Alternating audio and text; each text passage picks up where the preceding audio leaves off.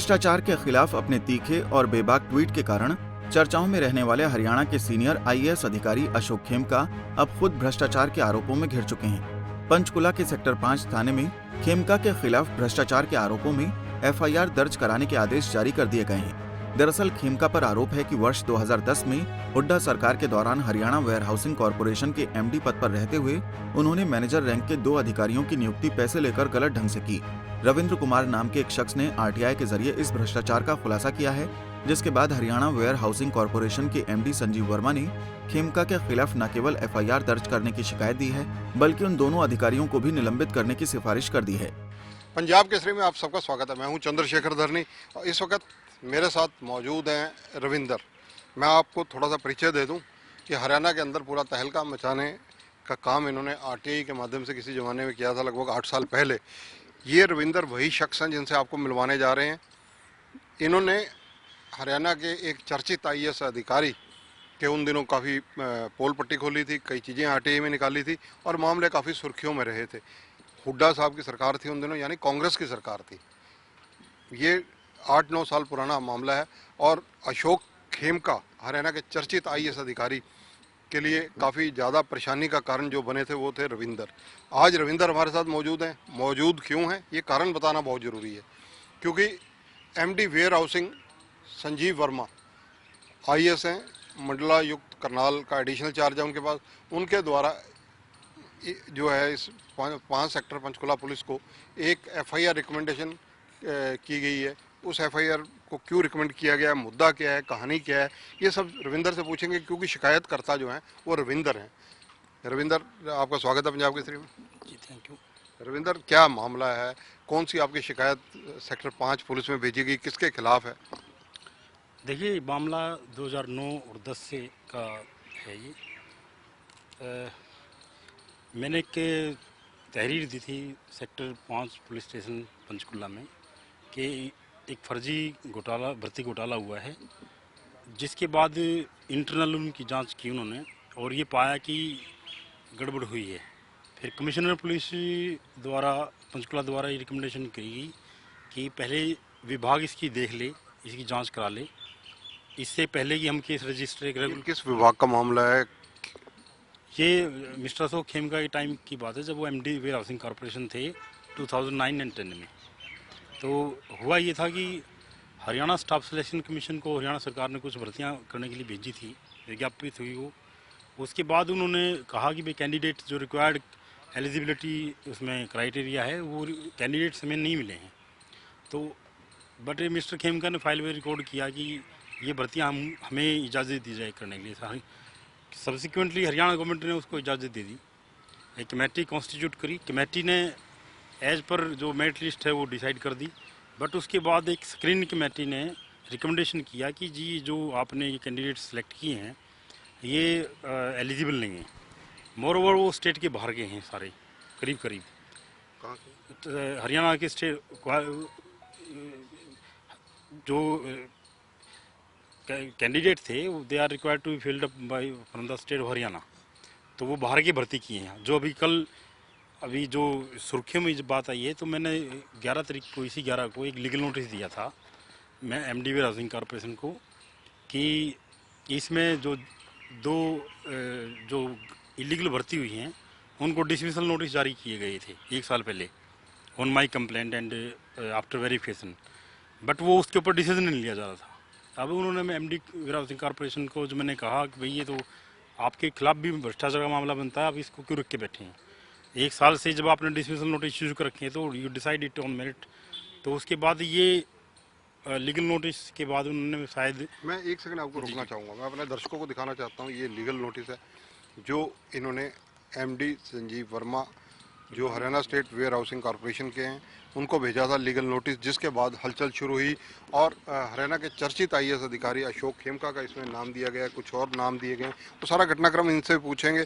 ये देखिए, रविंदर कुमार ने ये 11 अप्रैल 2022 को ये लीगल नोटिस दिया था।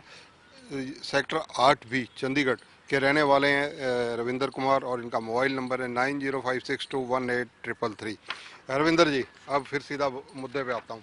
दो कर्मचारी जो थे अधिकारी हैं वो अधिकारी उनको नौकरी से हटाने के लिए विभाग ने कल लिख दिया। डिसमिसल कर दिया उनको। क्या क्या नाम है उनका? मिस्टर पीके गुप्ता हैं एंड मिस्टर SS रंधावा। वो एक पंजाब से बिलोंग करते हैं, एक यूपी से बिलोंग करते हैं, जबकि वो दोनों ही हरियाणा की होने चाहिए। इस पर क्यों उठा दिया उनको? उनको इसलिए हटाया कि पहले तो ये है कि उनके पास जो रिक्वायर्ड एलिजिबिलिटी है वो नहीं थी। 7 साल का एक्सपीरियंस एग्रीकल्चर फील्ड का रिक्वायर्ड था, जो कि नहीं था। स्क्रीनिंग कमेटी ने भी फाइल में लिखा हुआ है कि ये एलिजिबल नहीं है। उसके बाद मिस्टर खेमका ने दोनों को ही अपॉइंटमेंट लेटर जारी कर दिया, जबकि पोस्ट एक थी। ये कल तो ये किया है, और बाकी भी उसमें कैंडिडेट्स हैं जो जिनकी भर्तियां इलीगल, तो ये करीब 25-26 कैंडिडेट हैं टोटल। ये स्कैंडल हुआ है, तो उसमें FIR की शायद उन्होंने रिकमेंडेशन किया है, क्योंकि मैंने भी कहा था कि क्रिमिनल कॉन्स्पिरेसी का मामला है ये, कोई और करप्शन का मामला है। तो एज पर माय इंफॉर्मेशन तो ये शायद उन्होंने प्रिवेंशन ऑफ करप्शन एक्ट में शायद रिकमेंडेशन किया है, और जो कि पुलिस द्वारा 24 घंटे में इसमें या 15 दिन के अंदर रजिस्टर किया जाना इसमें ज़रूरी है। नहीं तो फिर मैं जो माननीय सेशन कोर्ट है, जो कि इसमें डिग्निफाइड और स्पेसिफाइड कोर्ट होती है, district and session court Panchkula, जो जुरिस्डिक्शन उनकी आती है, अदरवाइज मैं जो भी जिन्होंने इसको सील्ड किया है अभी तक टिल टुडे, मैं उनके खिलाफ इसमें प्रोसिक्यूशन कराऊंगा उनकी। 2 को तो नौकरी से हटाने के आदेश दे दिए गए, बाकी टोटल भर्ती कितनी हुई थी उस वक्त? ये करीब 25-26 लोग हैं जिन्होंने ये कुछ के सर्टिफिकेट फर्जी हैं, कुछ के पास एक दिन का भी रिक्वायर्ड क्वालिफिकेशन नहीं है। एक मोटी सी बात जो समझने की वो ये है कि जिन बंदों को SSC नहीं भर्ती कर पाई, इन्होंने उनको कैसे भर्ती कर दिया, जबकि जो प्रेस्क्राइब्ड कंडीशंस एंड जो क्राइटेरियाज थे वो सेम थे। जो स्क्रीनिंग कमेटी उस वक्त बनाई गई इनके चयन के लिए विभागीय थी, और उसमें कौन चेयरमैन थे, कौन कौन से लोग? स्क्रीनिंग कमेटी तो डिपार्टमेंट के जो ऑफिसर्स हैं उनकी थी।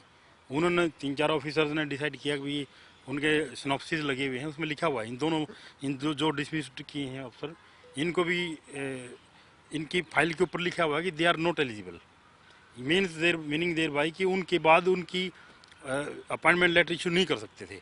और इन्होंने अपॉइंटमेंट लेटर न केवल इशू किया, एक पोस्ट के अगेंस्ट 2 की एक्स सर्विसमैन जेड कैटेगरी में, और 2 करने के बाद में बोर्ड को भी नहीं बताया, बोर्ड ऑफ डायरेक्टर्स उनकी जो कम्पिटेंट अथॉरिटी है उसको भी नहीं कहा, ना उस सिलेक्शन कमेटी को बताया, ना गवर्नमेंट को बताया। मैंने उसके बाद में एक दिन वैसे ही मैं किसी के साथ था तो मुझे इन्फॉर्मेशन मिली थी, उसके बाद मैं सर्टिफाइड कॉपीज़ RTI में प्रोक्योर की। काफ़ी लंबी लड़ाई लड़ी, 6 साल से लगातार, ये 7 साल हो गए इस बात को, और सरकार के संज्ञान में है सारी, कोई ऐसा नहीं सरकार के संज्ञान में नहीं है, बट अंडर प्रेशर ये अभी तक ये इसमें बचते रहे हैं। प्रेशर, अंडर प्रेशर मतलब? प्रेशर अब भी ये जांच में सामने आएगा कि इसने जब सरकार ने जब ऑनरेबल चीफ मिनिस्टर ने ये कहा था कि 7 दिन के अंदर ये इन्फॉर्मेशन हमारे को कार्रवाई करके बताओ, तो 7 साल कैसे लग गए? यानी ये भर्तियों का मामला कांग्रेस शासन के टाइम का है आपके हिसाब से? हाँ, शासनकाल तो शायद कांग्रेस का 9-10 में तो नहीं का था। इसके अलावा भी कुछ आप कहना चाहते हो इस मुद्दे में?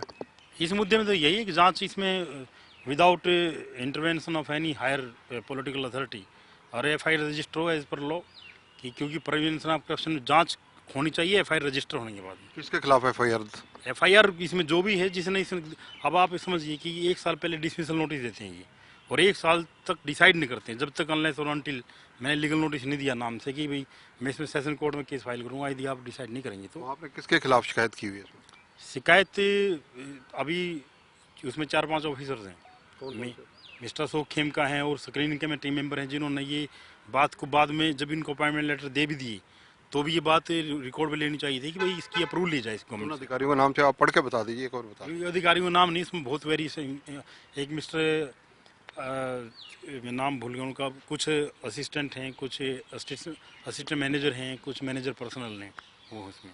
अगर इसमें अब भी कोई कार्रवाई नहीं होती, रिकमेंडेशन के बाद FIR दर्ज नहीं होती तो क्या करेंगे? कार्रवाई नहीं होगी तो सरकार एम्बेरसमेंट में आएगी बहुत ज़्यादा, क्योंकि ये मुद्दा ऐसा नहीं है कि जिसको येट बेट में टाला जाए, ये बिल्कुल क्लियर कट केस है। इसमें ऐसा नहीं है, जांच तो होगी ना, जब फर्जी भर्ती करी है। अब डिसमिस सरकार ने डिसमिस किया, अब तो सरकार ने डिसमिस किया आफ्टर 11 ईयर्स उनकी सर्विस होने के बाद में, तो कौन जिम्मेवार इसके लिए?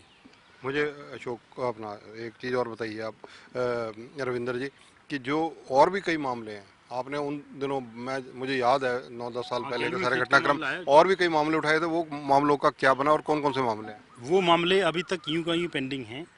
जैसे गैल्वेन सीट का मुद्दा है, CBI को इंक्वायरी का ऑर्डर अभी भी दबा के बैठे हुए हैं लोग। वो क्यों दबाया हुआ है ये जांच का अलग से विषय है। वो ये 120B और 5PC का डायरेक्ट इसमें इम्प्लाई होती है कि यदि कोई मामला उनके संज्ञान में है करप्शन का डायरेक्ट और उसको फाइल को दबा दिया गया, या तो वो क्लीन चिट दें उसको। पर उस वक्त तो मुझे ध्यान है जो सरकार ने रिकमेंड किया था कि इस मामले में सीबीआई को भेजने के लिए। हाँ, सीबीआई का ऑर्डर है, अभी भी ऑर्डर, उसके बाद कोई ऑर्डर नहीं है। यानी यदि पिछली सरकार ने ऑर्डर गलत किया था तो ये फाइल में रिकॉर्ड करें कि ये सरकार ने गलत ऑर्डर किया था, हम इसको विड्रॉ करते हैं। But it is still on file कि वो ऑर्डर जो पिछला है ऑर्डर कंटिन्यू है। रविंदर जी, आप लगातार एक चर्चित आईएएस अधिकारी के खिलाफ 9-10 साल से संघर्ष कर रहे हैं। आपको क्या कभी कोई थ्रेट, जान से मारने की धमकी या कोई और दबाव डालने की कोशिश हुए हैं पीछे, उसके डिटेल में नहीं जाना चाहिए, बट मैं इस बात के लिए तैयार हूँ। यदि कोई ऐसा काम करता है तो निश्चित रूप से उसके खिलाफ ऐसी थ्रेटनिंग आती हैं। बहुत बार अटैक हुए हैं मेरे ऊपर उसके। तो आपने अपनी सुरक्षा के लिए कभी नहीं, परमात्मा सबकी सुरक्षा करता है। आम आदमी, आप पत्रकार भी वही काम करते हैं जो मैं करता हूँ। एक खोजी काम मैंने वो किया है और सर्टिफाइड डॉक्यूमेंट लेके करता हूँ, ऐसा तो है नहीं। और ये पहले भी ये बात उठी थी, तो यदि मेरे खिलाफ वो भी शिकायत कर सकते थे, मैं गलत होता तो कर नहीं पाए वो, क्योंकि दम उनकी किसी बात में रिटर्न में नहीं है। पॉलिटिकल कुछ भी उठाया जा सकता है, बट जो which is on record that can't be denied. तो ये है रविंदर से बाकी मुद्दों पर आज नहीं छेड़ेंगे, फिर कभी छेड़ेंगे, क्योंकि फिलहाल चर्चित मुद्दा है इनकी लीगल नोटिस के बाद जो एमडी वेयर हाउसिंग है उनके द्वारा 5 सेक्टर पुलिस थाने को एफआईआर लॉन्च करने के लिए कहा गया है। आईएएस अधिकारी को के खिलाफ एफआईआर है। इसमें क्या नियम है, क्या कायदे हैं, क्या कानून है? रविंदर जी, आपको जानकारी है कि इसके लिए क्या जो आईएएस अधिकारी के खिलाफ और सीनियर आईएएस अधिकारी के खिलाफ सरकार से कोई परमिशन की जरूरत पड़ती है? It is not required under prevention of corruption act, this is not required. Police ने इन्वेस्टिगेशन इंक्वायरी जो है प्रिलिमिनरी इंक्वायरी कर चुकी है, और प्रिवेंशन ऑफ करप्शन एक्ट में सुप्रीम कोर्ट की क्लियर कट गाइडलाइन हैं, जिसमें Lalita versus state of UP भी है भी यदि cognizable offence which is reported by any person then FIR is must. It is mandatory, it can't be denied on the basis that separate inquiry is pending. धन्यवाद रविंदर जी। तो ये हैं Ravinder, RTI activist भी हैं, इसके अलावा ये खूब संघर्ष कर रहे हैं और इनका जो मुद्दा है वो काफ़ी चर्चा में और सुर्खियों में हमेशा रहता है। और अब नई चर्चा पैदा की है इन्होंने, चर्चित आईएएस अधिकारी के खिलाफ जो मामला 5 सेक्टर पुलिस थाने को भेजे जाने की चर्चाएं आ रही हैं, वो शिकायतकर्ता जो हैं वो रविंदर हैं। और ये हम अपने पंजाब केसरी के दर्शकों को एक्सक्लूसिवली रविंदर से अभी मिलवाया, बातचीत की और जो तथ्य इनसे लेने थे, जानकारी लेनी थी, वो अपने दर्शकों तक पहुँचाई। कैमरामैन संजय सिंह के साथ चंद्रशेखर धरनी, पंजाब केसरी टीवी, चंडीगढ़। हमसे जुड़े रहने के लिए हमारे YouTube चैनल को सब्सक्राइब करें और नई वीडियो की नोटिफिकेशन के लिए बेल आइकॉन को दबाएं। अगर आप ये वीडियो Facebook पर देख रहे हैं तो लाइक जरूर करें और ज्यादा से ज्यादा शेयर करें। धन्यवाद।